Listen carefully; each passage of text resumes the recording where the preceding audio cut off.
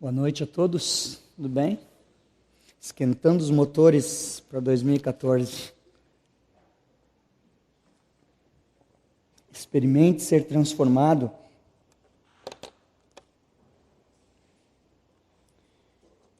Deixando de lado as referências que você pode estar fazendo ao governo da Dilma ou à Caixa Econômica Federal, meu culto, minha vida, uma proposta um tanto quanto fácil de memorizar, um tanto quanto fácil de explicar, na verdade, o tema de hoje à noite. Mas antes disso, eu gostaria de falar sobre o Maurício. Não sei se o Maurício está aí. O Maurício está por aí hoje? Não, né? Não sei se ele está por aí, mas... Não sei quantos de vocês conhecem o Maurício, mas o Maurício me fez uma proposta certa vez. Mas o Maurício, antes de falar da proposta, ele tem 20 anos, 20 e poucos aninhos. E eu lembro dele chegando aqui na igreja há 10 anos atrás. Isso, ele está com 22, ele chegou aqui com 12 anos, com uma meia de futebol levantada aqui no joelho, calção maior que ele, um chapéu maior que ele, e olhou para mim e disse assim: tio Ed, bate uma bolinha comigo ali atrás. E aí a gente era um encontro do Conde Criança, um dia de brincadeiras e tudo, e o Maurício veio pedir para bater bola. Foi a primeira vez, fizeram um convite para ele na rua, foi a primeira vez que ele apareceu aqui, e adorava futebol, e eu fiquei no gol brincando com aquele pré-adolescente, batendo bola, hoje com 22 anos, 10 anos de amizade, é um barbado, literalmente, com barba na cara, trabalhando, estudando. Me ligou esses dias e fez uma proposta. E a proposta dele, às 11 horas da noite, era: para tudo que tu está fazendo e vem me buscar. Amigo, né? Amizade é uma delícia. E aí eu perguntei para ele: cara, qual é o fundamento disso? Como assim para tudo e vem me buscar? Cara, pela nossa amizade. Vem nos buscar, vem aqui, vem me buscar aqui em casa pela nossa amizade. Tá, o que tu quer fazer então? Aí a gente janta junto no Alfredão, clássico, aqui na Cristóvão, fica aberto 24 horas por dia. Se você nunca experimentou, vá lá, evite horários noturnos, para não se chocar com a gama, a diversidade de pessoas lá naquele horário. E aí a gente janta e põe o papo em dia. É uma proposta de amigo, né? Cara, larga tudo, vem aqui, se encontra comigo a essa hora, não sei o que tu está fazendo, eu estou morrendo de fome, eu preciso da tua carona para tu me levar lá. E de quebra a gente ainda bota o papo em dia. Quem pode fazer isso é só quem tem uma base, como nós temos, de amizade, de 10 anos jogando bola junto, ensinando ele a jogar, na verdade, né? Vamos deixar para lá, né? Mas ao longo da vida a gente tem muitas propostas. Propostas não faltam para nós ao longo da vida. E no cristianismo também não é diferente. O cristianismo também tem muitas propostas. A gente recebe aí diariamente, vê pela televisão, ao vivo e tudo mais, muitas propostas. Mas eu queria te convidar a olhar para um texto junto comigo hoje, bem especial, bem simples, que é Romanos 12:1, e a gente vê uma das propostas mais significativas para a vida cristã que eu encontrei até hoje. Das tantas propostas, a proposta de Romanos 12:1 é, para mim, uma das mais significativas, a qual nós deveríamos realçar, nós deveríamos destacar, sublinhar essa proposta para a nossa vida, que está em Romanos 12:1. É fato que é uma proposta abrangente. Você vai perceber junto comigo que é uma proposta ampla. É uma proposta, sim, que integra toda a vida humana. Antigamente, no pensamento dos hebreus, aos quais nós herdamos, no mínimo, a evolução da fé que chega até Cristo, não havia divisão nenhuma da vida. Tudo era espiritual para os judeus, para os hebreus. A vida deles toda tinha a ver com Yahweh, com Deus, com Jeová. Nada era perdido, nada era dividido. Mas nós recebemos ao longo da história uma herança dos gregos, que começaram a dizer que nem tudo é espiritual.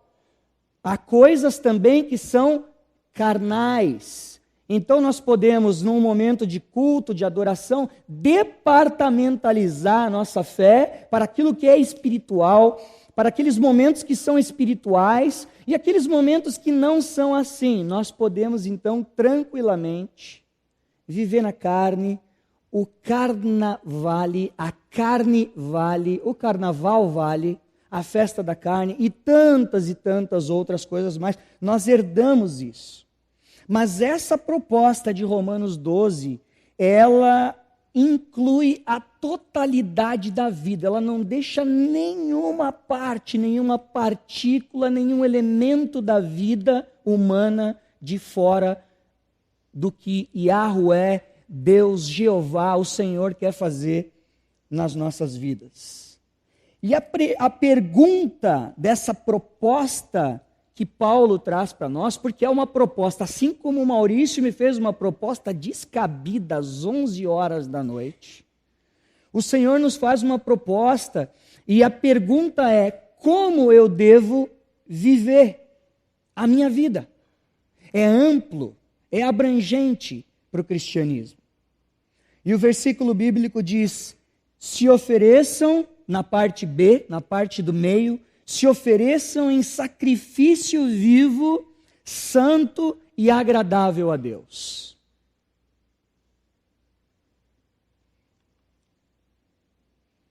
A palavra sacrifício vem para nós já como um peso, como uma expressão que não traz benefício para nós. Eu vou ter que me sacrificar. Sacrifício é morte, né? E essa é a pergunta: como devo viver? Agora que eu ando com Cristo, ou agora que eu continuo não andando com Cristo, como eu devo viver? Qual é a proposta que o cristianismo nos traz? A sociedade, como nós sabemos, abre jornal, olha a televisão, caminha no meio da sua família, da sua faculdade, da sua escola, para os mais novos, na sua família, amigos. Ela diz: escolha livremente a sua opção sexual. Escolha livremente sua opção sexual. Ela diz: troque de casamento quando você bem entender. Se enjoar, pode trocar. É o que a sociedade diz. Obedeça seus pais e líderes espirituais quando convém. Quando não convém, você pode desobedecer, você pode optar por um outro caminho. Use os seus dons na igreja se sobrar tempo. Se sobrar um tempo, já que em primeiro lugar não é o reino de Deus e a sua justiça, mas em primeiro lugar é a carreira, é a profissão, é a família, seja o que for, use os seus dons na comunidade cristã quando sobrar tempo. Pague as suas contas e impostos se não pesar no bolso. Se apertar demais e tirar certas regalias, não pague as contas, não pague os impostos em dia, faça alguma coisa. Esse é o grito da sociedade. Invista pesado na carreira, porque é isso que define o seu sucesso na vida. Essa é a proposta da sociedade. Como devo viver? Mas a proposta de Deus é: se ofereçam em sacrifício vivo. Se ofereçam a Deus, vamos destacar esse ponto agora. A expressão se ofereçam a Deus, se nós formos olhar no íntimo da palavra, no âmago da palavra, é coloca de lado. Pega a tua vida, pinça ela e coloca de lado. Separa ela para o uso divino. Se ofereçam a Deus, separa ela. Não deixa misturado, não. Separa para que Deus use como bem entender. Deixa ela de lado. Oferte a si mesmo.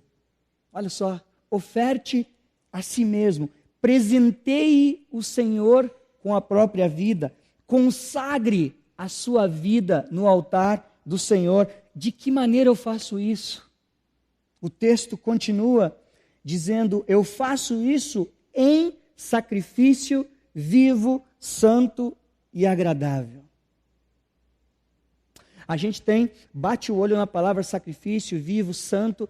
Quando a gente bate o olho na palavra santo, por exemplo, muitas vezes nós tendemos a dizer que a expressão santo é separado. E realmente uma das expressões para santo é separado. Mas nesse caso aqui, quando ele diz se ofereçam, ele já está falando separe a tua vida.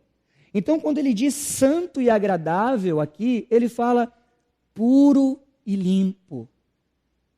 Só que tem um problema, nem eu nem você conseguimos ser puros e limpos se estivermos vivendo essa vida.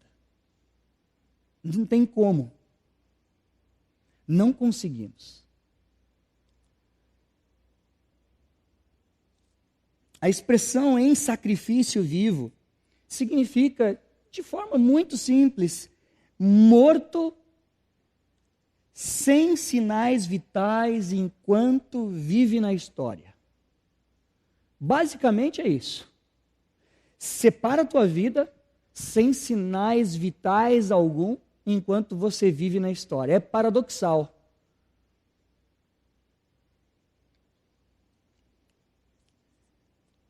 Sacrificar era uma prática, não só de Israel, não só o povo de Israel sacrificava, outras nações também.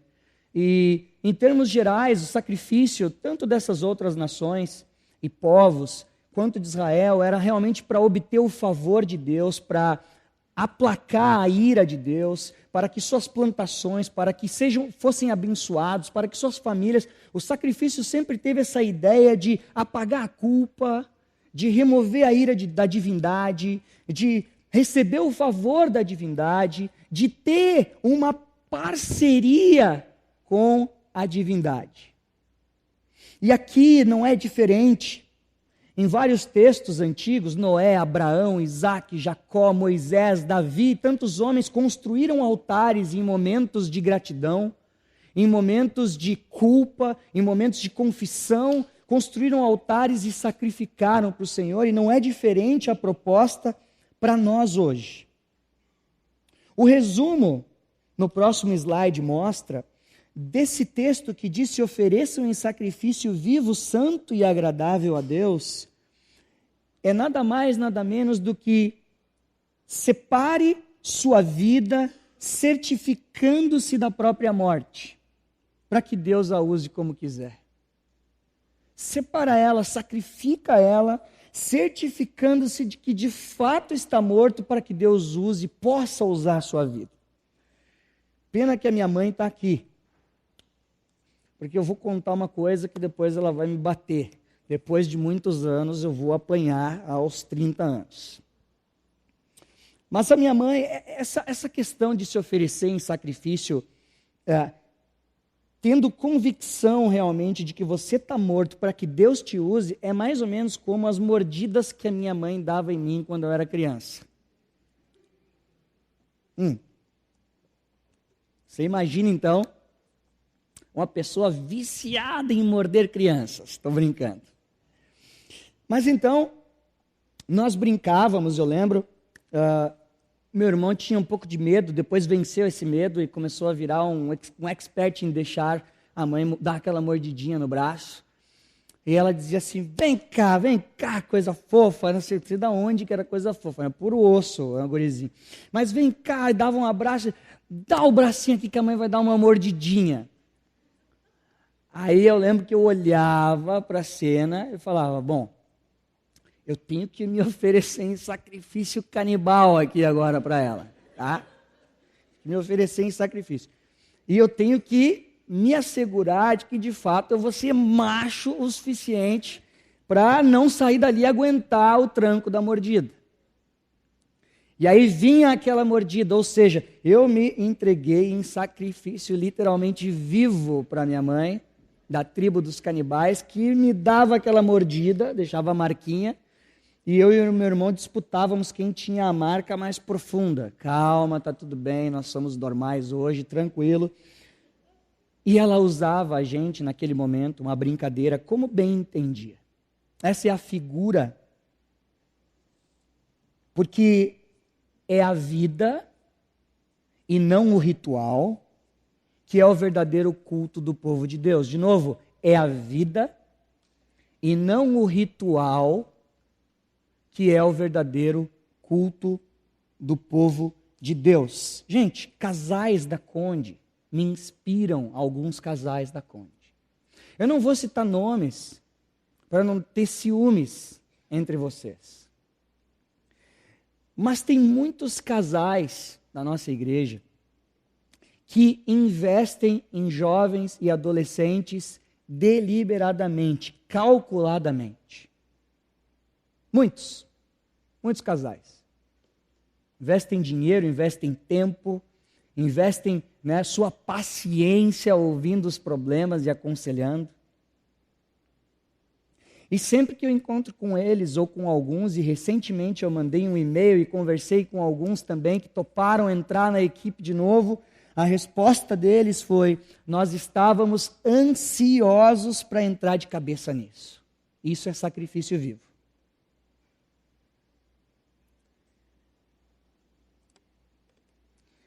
Mas até aqui a gente respondeu a proposta. Mas nós temos o fundamento para essa proposta.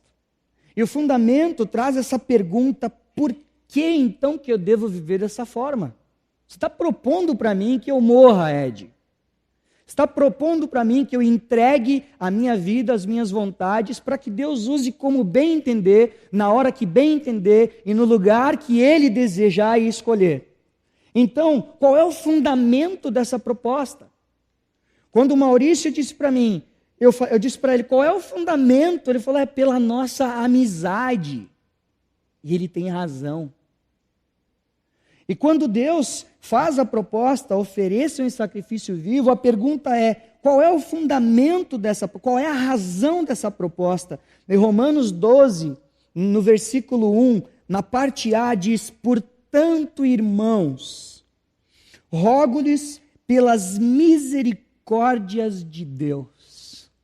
Esse é o fundamento da proposta. Então, o fundamento não é para me aparecer para pessoas.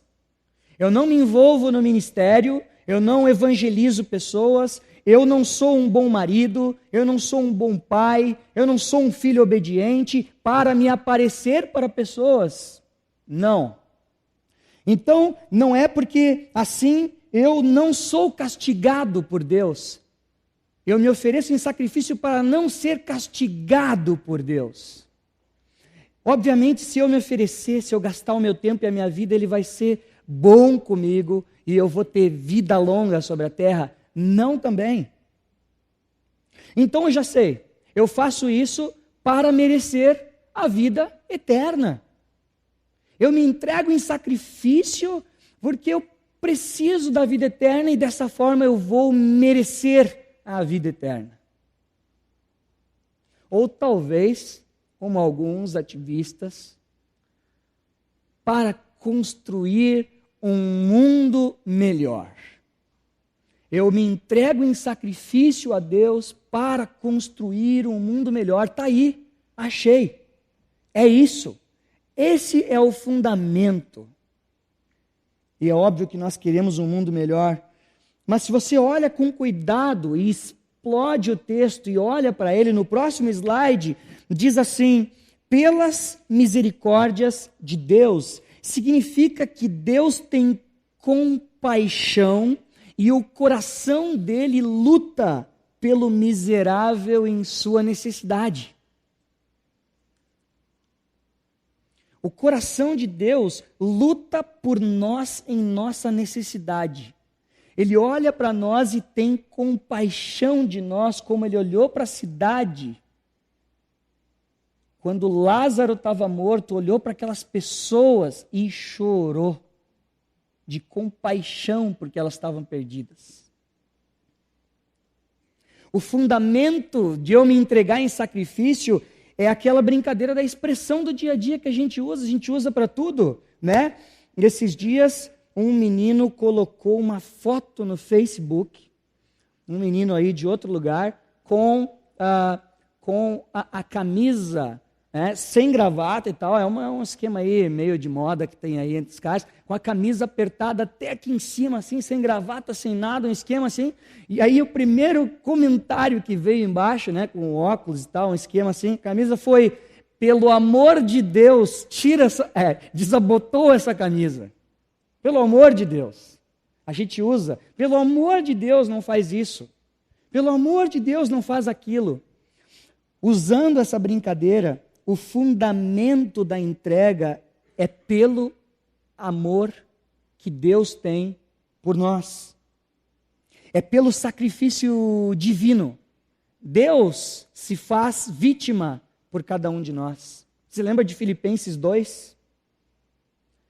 Que Deus habita o alto céus e é poderoso, mas Ele se humilha e se faz homem, servo, e se humilha de novo, mais um degrau até a morte de cruz. Porque Ele olha e tem compaixão de nós, Ele se sacrifica por nós, Ele nos ama para nos alcançar, para tocar a gente. E Ele faz isso pelo privilégio de viver e compartilhar dele mesmo conosco. Nós temos o privilégio de desfrutar de Deus por causa da misericórdia dele. Ele se aproxima de cada um de nós. Mas o texto continua, e o texto diz assim: irmãos, por causa das misericórdias, eu rogo para vocês. Eu rogo. E essa palavra rogo significa eu te convoco para a batalha. Por causa do amor de Deus, porque Ele é bondoso, porque Ele é misericordioso, eu estou te convocando para a batalha. Não é por causa da vida eterna, não é porque Ele está irado, não é porque Ele é bondoso e amoroso. Eu estou dizendo, te alista também. Te alista nessa batalha também. Eu te encorajo, tu que é discípulo de Cristo, a se levantar.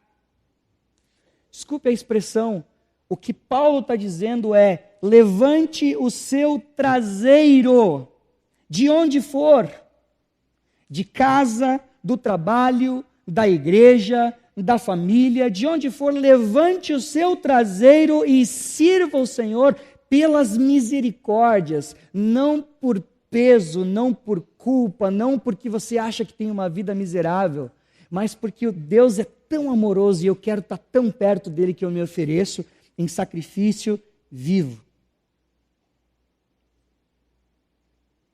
A resposta sua é, eu prefiro morrer e ser usado por Deus, porque aí há vida, do que viver e fazer o que quiser, onde não há vida.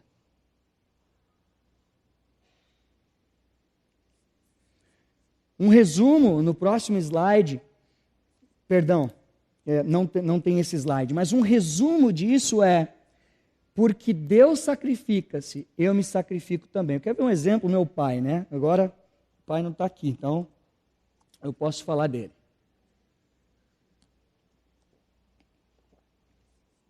Mas meu pai, várias vezes quando vou para São Paulo visitar ele, busca lá na rodoviária, precisando de passagem aí, claro, né? Galera, até se você quiser, fala comigo aí, tem passagem lá, mas tira a brincadeira, ele é piloto, então tem aquelas passagens com desconto. Cara, precisando vir aqui, precisa de alguma coisa, fala comigo, a gente pega, divide, faz um esquema, tranquilo. Busca na rodoviária, chega lá em casa, ele e a esposa prepararam um café, tá tudo certinho, tá tudo bacana. Olha aqui, como é que tá lá as coisas. Ele está sempre se sacrificando, olhando, vendo se tem alguma necessidade, se não tem, perguntando. Qual é a reação automática de um filho diante do pai e da mãe que cuida de você, que se preocupa com você, que está sempre ali preocupado, qual é a reação automática? É fazer um churrasco para o pai. Mas eu lembro do dia, agora nos últimos meses do ano passado, quando fui para lá, e a gente saiu, pegamos o carro, fui no supermercado, compramos as carnes, sal grosso, né, carvão, tudo direitinho, trouxemos para lá e eu tive o maior prazer do mundo em olhar para o Ezequias e dizer: pai, seguinte, eu não quero que tu faça nada. Eu vou espetar, vou ligar um som lá, eu vou assar, hoje tu vai ficar por conta da casa, vai sentar e nós vamos conversar.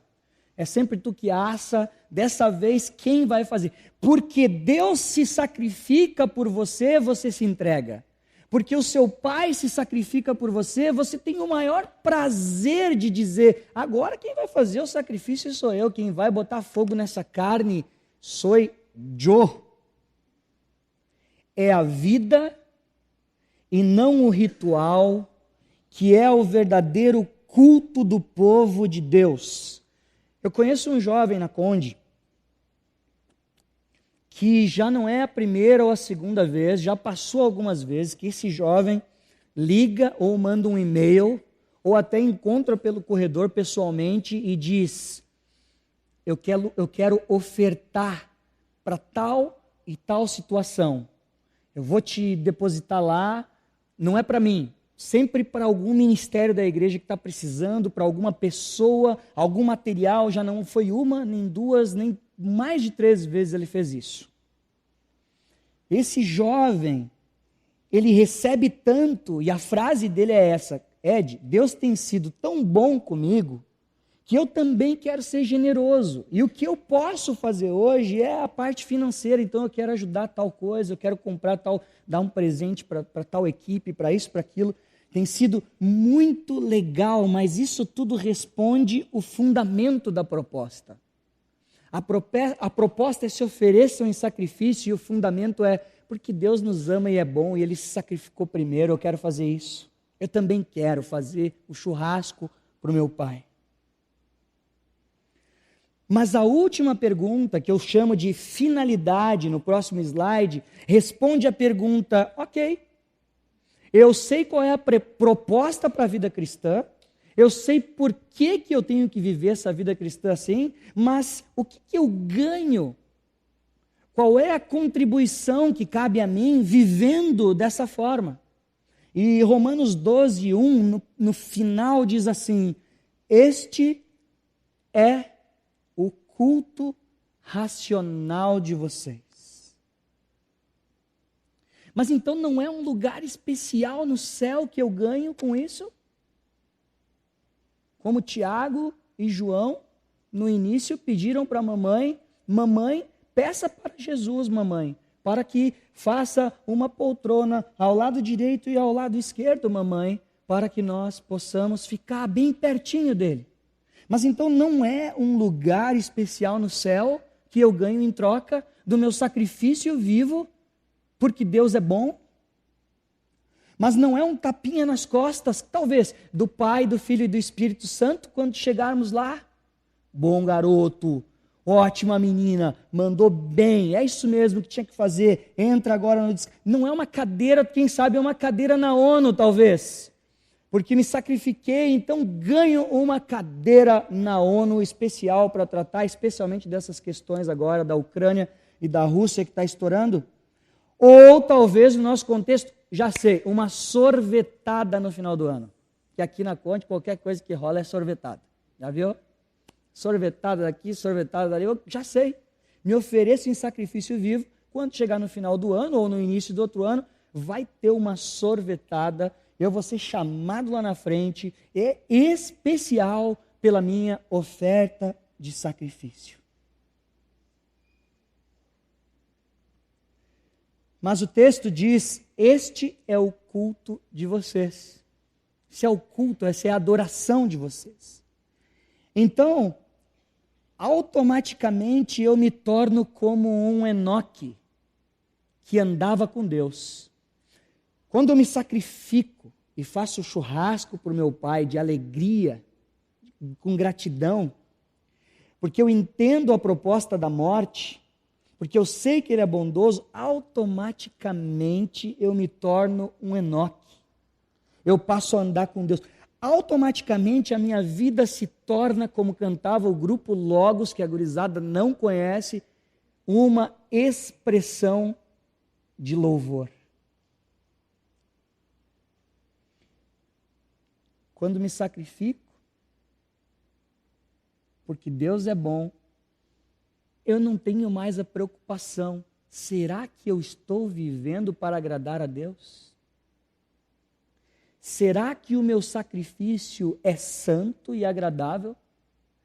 Será que até aqui nessa linha eu posso ir? Será que eu posso falar tal palavra? Será que eu posso agir assim? Será que eu posso fazer? Porque quando eu morro e me sacrifico, automaticamente, por deixar de viver, se torna um aroma suave, um culto, uma adoração, por que não, idolatria a quem deve ser de fato idolatrado, que é o próprio Senhor. E a última expressão diz: esse é o culto de vocês. Esse culto é racional. E aí, aqueles que não gostam muito de levantar a mão, ou de falar glória a Deus, aleluia, ou de trazer Deus para o dia a dia das coisas, tem dificuldade de se expressar sentimentalmente também, agora estão dando pulos de alegria, dizendo, viu? O culto é racional. O culto é racional, é a razão, porque Deus disse para a gente adorar Ele com toda a nossa mente. Mas Ele também falou que era com todo o coração e com todas as forças. E a palavra racional significa, eu uso a lógica, eu raciocino em cada atividade. Quando eu ergo as minhas mãos, eu não ergo porque algo tocou em mim de forma sobrenatural e de repente quando eu vi elas se ergueram. Mas eu ergo as minhas mãos como um sinal, Senhor, eu quero estar limpo diante de Ti. Eu estou aqui. O sentimento provém do raciocínio. Eu levanto propositalmente para dizer. Eu digo glória a Deus propositalmente. Eu oferto propositalmente. Eu estudo as Escrituras raciocinando. Não porque alguém me forçou ou porque misticamente alguma coisa me tocou, mas sim porque o Espírito de Deus me ensinou na palavra e eu reajo dizendo, Senhor, está aqui o meu sentimento, o meu coração, a minha razão, a minha vida.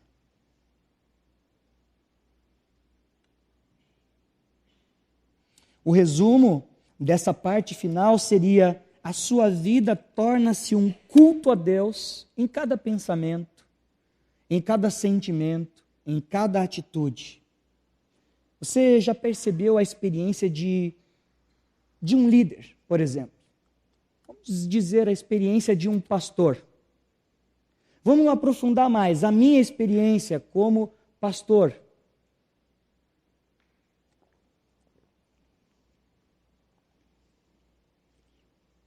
Conforme eu caminho com pessoas, escuto histórias das pessoas, erro no meu parecer para as pessoas, acerto no meu parecer para os jovens, para os adolescentes, para a dica, para o conselho, esqueço de tal e tal coisa na reunião, esqueço de falar, prego de uma forma que não é legal, e erro na medida que eu visito e não sei o que dizer na beira da cama do hospital. E por aí vai, inúmeras, à medida que eu vou experimentando o Senhor, eu vou me sacrificando, eu vou experimentando, porque Deus é bom, automaticamente eu vou pastoreando, aprendendo a pastorear, aprendendo a liderar.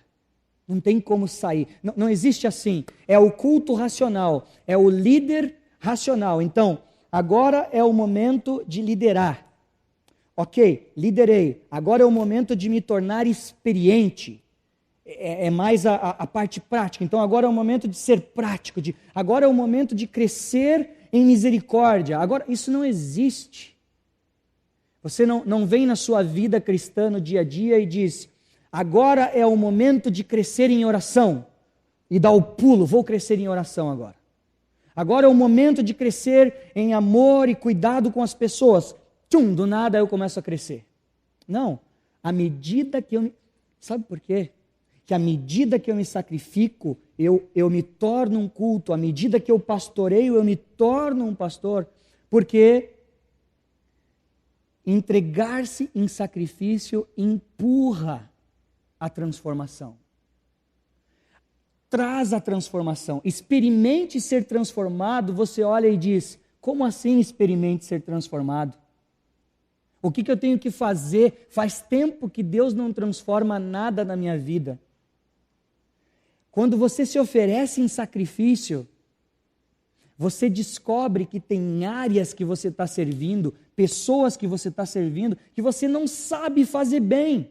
Que tem áreas da tua vida que são imaturas. E isso faz com que Deus olhe e diga, percebeu?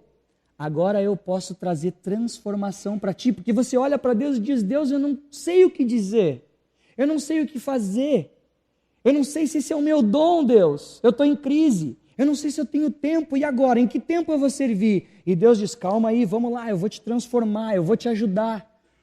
À medida que você se entrega em sacrifício, porque Deus é bom, você traz para perto de si a transformação. Porque já não dá mais para ficar do jeito que se é. Não dá mais para ficar como se é. Por fim, a proposta de Paulo é essa. É essa que nós batemos no versículo a noite inteira.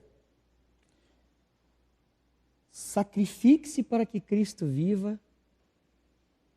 Deus tem feito isso por você antes de você. E isso vai transformar a tua vida num culto. Porque é a vida e não o ritual, não a religiosidade, que é o verdadeiro culto a Deus. Essa semana passada eu fui para um outro estado, para um retiro de jovens. E nesse, desce aqui, faz escala lá, eu encontrei com um amigo de aproximadamente 30 e pouquinhos anos.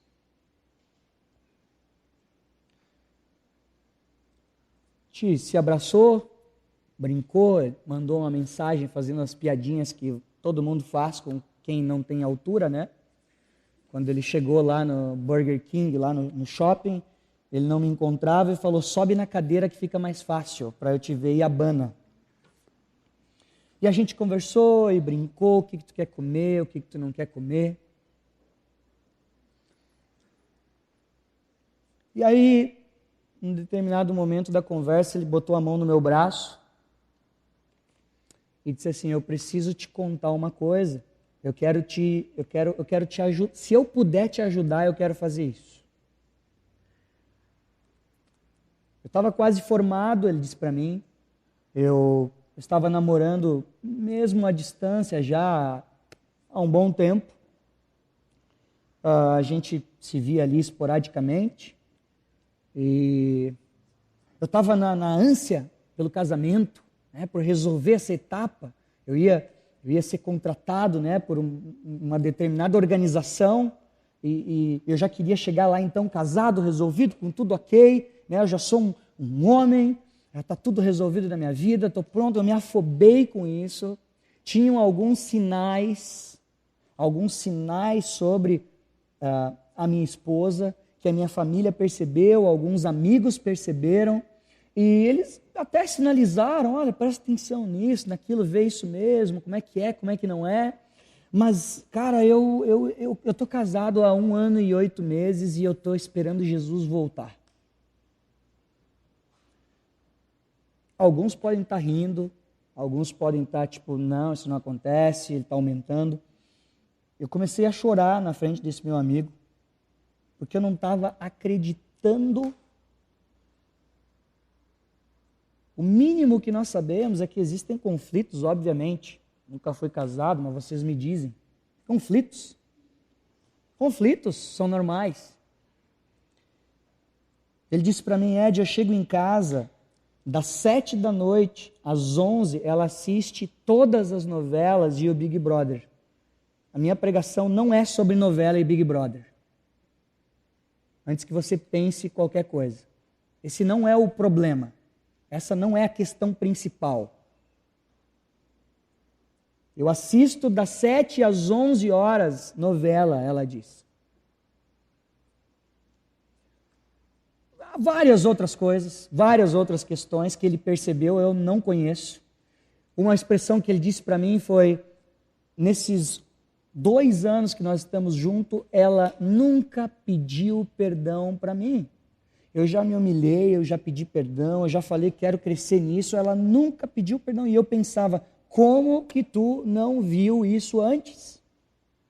Como que tu não usou o teu tempo de namoro para isso? E obviamente namoravam à distância e tudo mais, não contribuiu muito, mas o fato é, Ed, eu errei, eu me precipitei.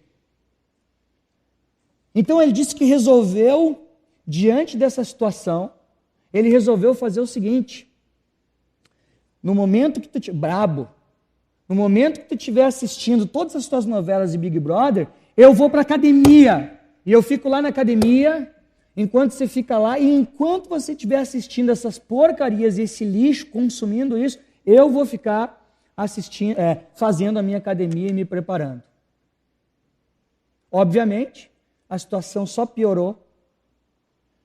Ele desejou 3 vezes mais que Jesus voltasse. E ele disse para mim, eu li Efésios 5 essa semana, que fala que o marido deve amar a sua esposa e se entregar por ela e se sacrificar para santificá-la. E eu descobri que bater de frente não está ajudando em nada e eu preciso amar essa mulher até o fim.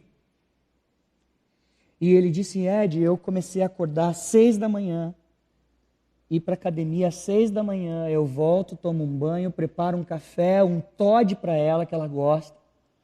Ela vem, enquanto ela está tomando café, eu peço para ela para fazer uma leitura de um versículo e orar com ela. Ela diz que sim, mas não dá muita bola. E de noite, eu disse para ela, todas as noites, eu vou estar disponível para você. Nesse horário das novelas, eu vou estar aqui, eu vou tocar um violão, eu vou ler a Bíblia, eu vou sentar, eu vou estar aqui arrumando coisas da casa. Eu não vou assistir contigo, mas eu vou estar aqui junto. Eu estou disponível para ti. E ela falou, tá bom, mas eu vou assistir as minhas novelas. 1 ano e 8 meses.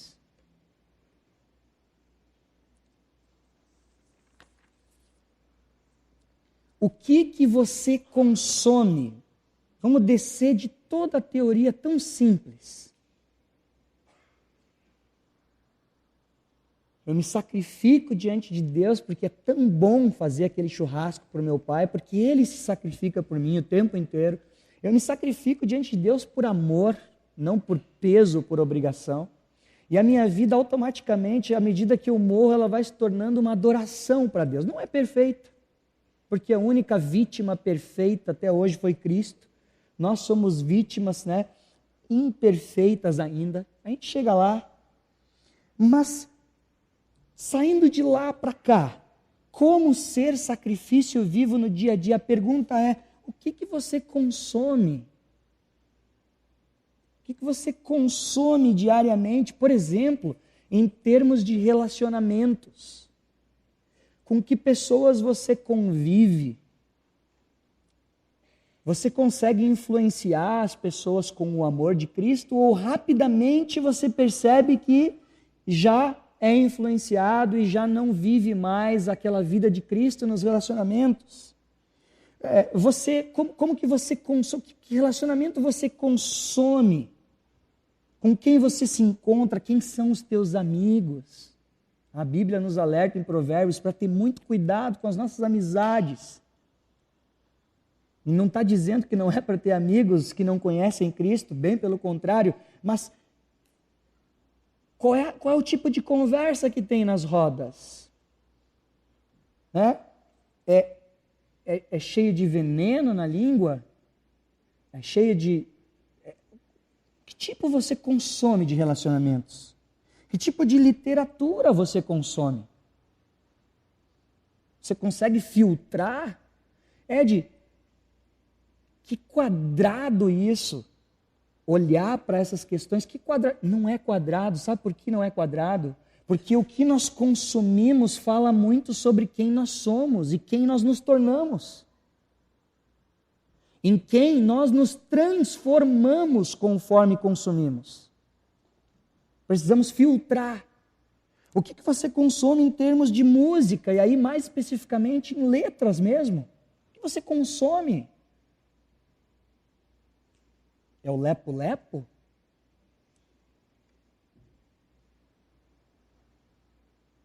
O que tu consome em termos de cinema? Eu sei que tem uma galera que adora cinema, eu curto demais. O que tu consome? Está te ajudando? Está contribuindo? O que você consome em termos de televisão? De internet? Homens, mulheres, o que vocês consomem em termos de internet? O que você consome em termos de ambientes?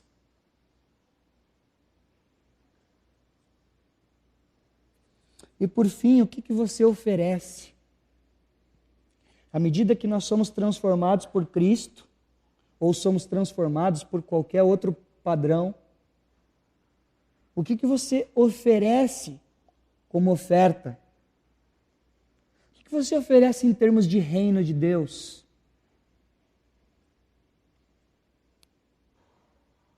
Você se envolve com adolescentes, você se envolve com crianças, você serve no louvor, você evangeliza pessoas, você põe a mão no bolso para missões, você põe a mão no bolso para a igreja, para os ministérios, você se envolve em visitas de hospitais, você lê versículos com a sua família. O que você oferece em termos de reino para a sua família, para os seus amigos? O que você oferece, galera dos estudos no colégio? O que você oferece como oferta? Quais são as tuas palavras? Quais são as tuas conversas? Quais são as tuas atitudes? O que você oferece? Você no trabalho, tem uma história aqui engraçadíssima de um cara que trabalhava durante anos num setor, irmão nosso. Aí chegou um outro contratado para o setor, ninguém sabia que ele conhecia Cristo. Ninguém, nenhum. Que vergonha. O que você oferece no seu trabalho, com a sua vida?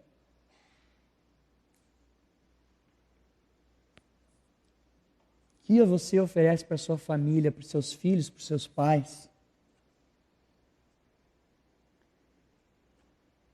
É um espetáculo vivo ou é um sacrifício vivo? Espetáculo vivo é quando é a gente mesmo. A gente aparece demais. Eu ofereço a Deus um espetáculo vivo da minha vida. E não um sacrifício vivo. É a vida e não o ritual que é o verdadeiro culto do povo de Deus. Antes de orar, eu queria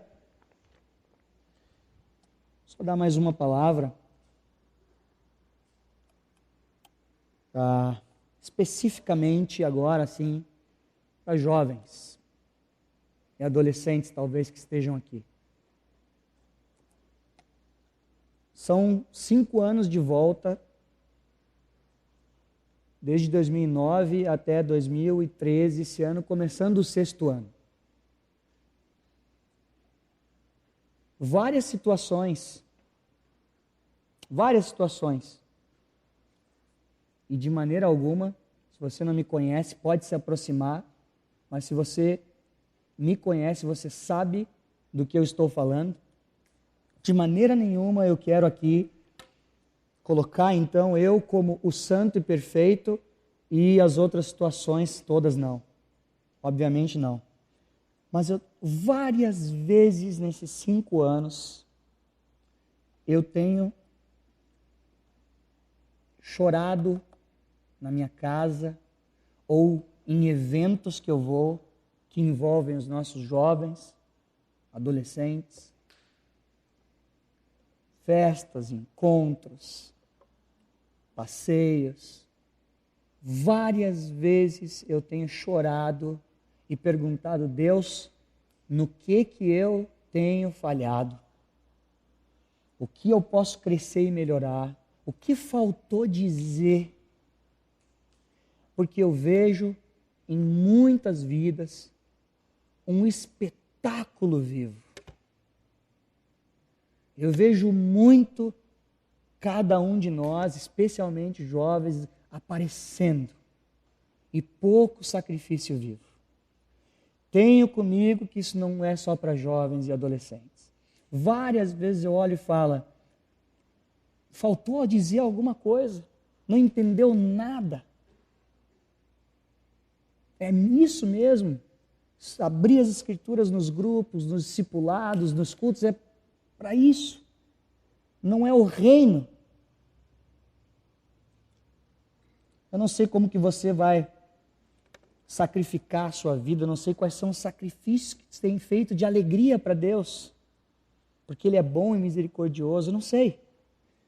Eu sei de alguns aí que vão para o retiro e lava a panela a noite inteira e fica sem dormir.